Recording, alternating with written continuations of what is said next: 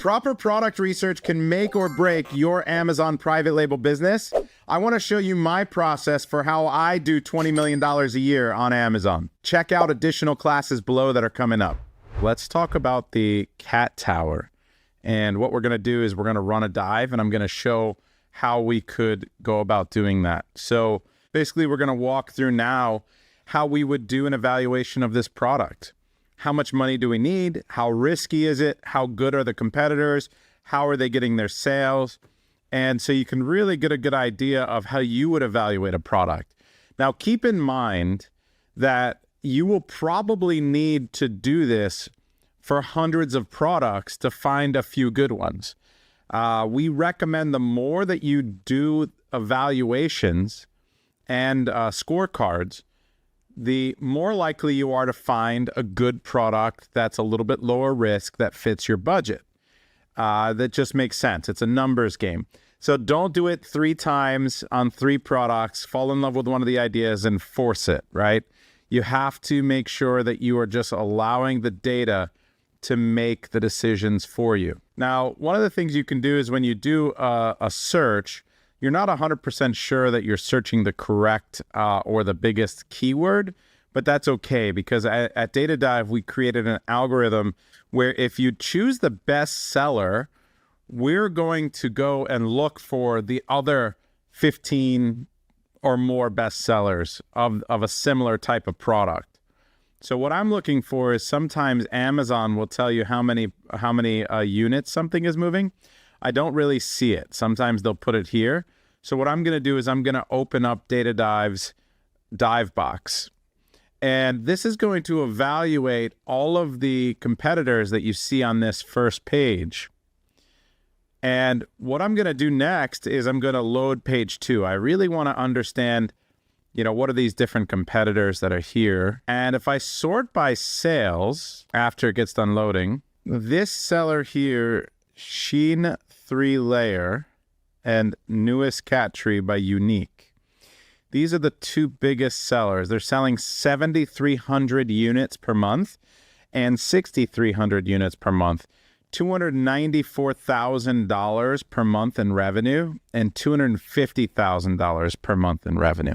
Now, you can imagine in order to do this product, it's immediately going to be a very expensive product for you to do. The total revenue just from the first 2 pages is over $8 million a month. That's pretty high. So, and the median selling price is $49. So even if we're landing this product at 1/4 of that, right, around $12, $13, $14, you're in a position where if I want to sell even 3,000 units, I'm looking at over $30,000 per month in inventory cost. Now, that's without marketing. And that's not taking into consideration how many months it's going to take me for my inventory to get here once I order it. So I need to order more than a month of inventory at least to start as well. So if we go back to that matrix that Anthony showed earlier, this is a $150,000 or more product, probably even more. So immediately, if I only have $20,000, I can disqualify this one and not move forward. But I still want to look at it and understand that's a lot of sales. And it's a pretty even distribution of sales, which tells me that it's probably going to be more competitive also. But I want to verify that with more data, right? So what I'm going to do is there are several ways to run a dive. One of them is that you can use the tray button. So I can take all of these cat towers. This is one that is a window still bolster. I like this product. This is pretty neat. I'm not going to target that one though. And I just want to make sure that all of these are pretty relevant. And then I can just add them to the tray. By adding them to the tray, I'm saving them for later. And I can go look at multiple other keywords. I can look at subcategories, right? And so I end up with this search. Now, I'm relying on this one keyword to do this. That's why I don't necessarily like to do this unless I'm going to spend a lot of time. But if I look for the Shin or the other bestseller, let's say the 7,500 reviews, this guy's probably pretty good. I'm going to use Niche Dive. And then Niche Dive, what it's going to do is, again, search multiple subcategories, search multiple keywords, and we wrote an algorithm in Data Dive to evaluate how closely related all of the competitors that we pull together for you are to the initial competitor that you did the niche dive with. And so that's called a fit score. Now that fit score is based on the subcategory, where the product shows up in different search results, so different keywords, the keywords and the way that the listing is written. So it's a combination of multiple different things. And what you're seeing here is that if I'm sorted by sales, I want to make sure that, so I default sorted by sales, it selected a lot of these best sellers. But if I sort by fit score, you can see that it automatically chose the top 15. And you've got fit scores of 100 being the one that we started with, and 90 and down.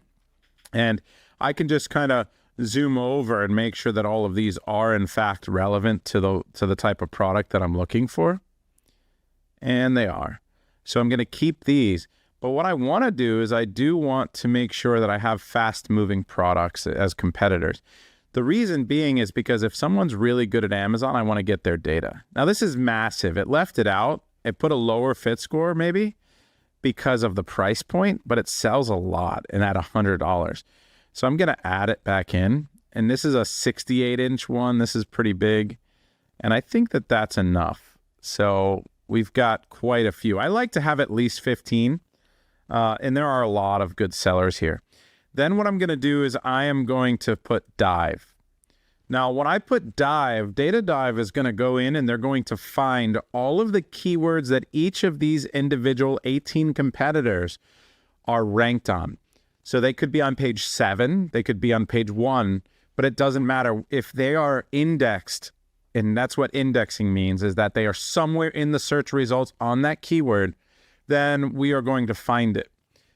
But then we're going to take the thousands and tens of thousands of keywords that we find that way, and we're going to create what we call a keyword cloud. Now, that in that keyword cloud, the majority of those keywords are trash because none of the sellers that we're looking at are on the first 2 pages. They are going to be page 3, 4, 5, and beyond. And no one's making sales from those keywords. So we don't want to worry about those keywords. So what we're going to do is we're going to throw those in the trash, and then we're going to divide the remaining keywords into 3 buckets. Now, those 3 buckets are going to be your master keyword list, your residue keywords, and your outlier keywords. And I'm going to explain what those are in a minute. I'm in the wrong account, so I apologize for that. That's my fault. As far as like looking at the overview and immediately knowing that this might be too competitive, this is one of those situations. So let me explain what we're seeing here with this master keyword list. We've got all of the 18 competitors across the top here. And if you scroll over, you can see the rest of them. And it's defaulted by sales. But what's interesting is if you were one of these sellers, so let's say you're this guy, you can pin this over to the left. And now you're over here, so you can compare what you're doing versus the best sellers and quickly be able to evaluate it. Now, remember, we have 3 buckets of keywords. The first is this master keyword list. We have over 500 keywords here, which is fantastic. That means that there are over 500 keywords with at least 450 search volume and at least 30% relevancy. And we gauge relevancy based on the number of these competitors, the percentage of these competitors that are ranked on the first page for that keyword. Very easy logic here that the more competitors that are similar, that are on the first page of a keyword, the more relevant that keyword is to that product, right? So we base our relevancy score on that.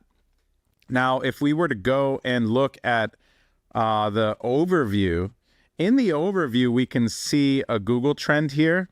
But the competitors' search volume strength, so the number of competitors that are ranked on at least 80% of the search volume is 11. That's extremely high considering how much search volume is here. So this is already insanely competitive from an SEO perspective. Because what we're looking for is we're looking for products that we can win in several different ways. One is going to be from an SEO perspective, because a lot of the sellers aren't very good at ranking for a lot of the different types of keywords and routes. We're going to look for opportunities to win from a product design perspective or product value perspective. Looks like there's a wide range of types of products here, different heights, different styles. I don't know that I can get into the cat tower design niche and outdo some of these guys that have been doing it a long time, right?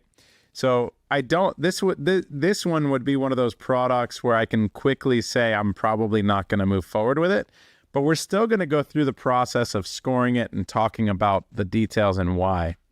Now, another thing I'm seeing is that if we were to look at the root keywords, and we're going to talk about that, we have cat tree, right, is a main keyword. So we call this a relevant root. In other words, cat is used 457 times in those 500 keywords and 3 million search volume. But I'm not going to search for this product. If I search just cat on Amazon, my product probably isn't likely to come up.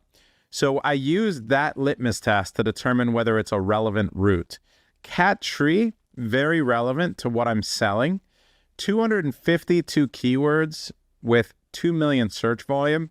Very, very cool. Now, cat tower is another route. 88 keywords, 595,000. Significantly less, but still a lot of search volume. Now, indoor cat, not relevant. Tree tower, cat tree tower. There we go. So cat tree tower is very interesting. And that's a combination of those two other routes.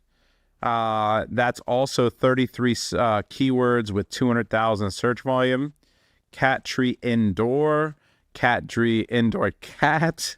That's cat twice in there, but there's still 11 keywords that have that.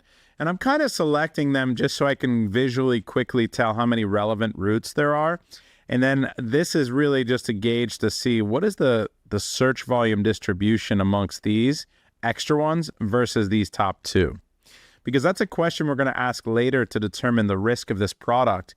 We want to see a nice distribution of different ways people are calling the product, and we don't want it to all be skewed towards one or maybe even two routes. Cat condo is another cool way to call this product. 16 keywords, 85,000 search volume.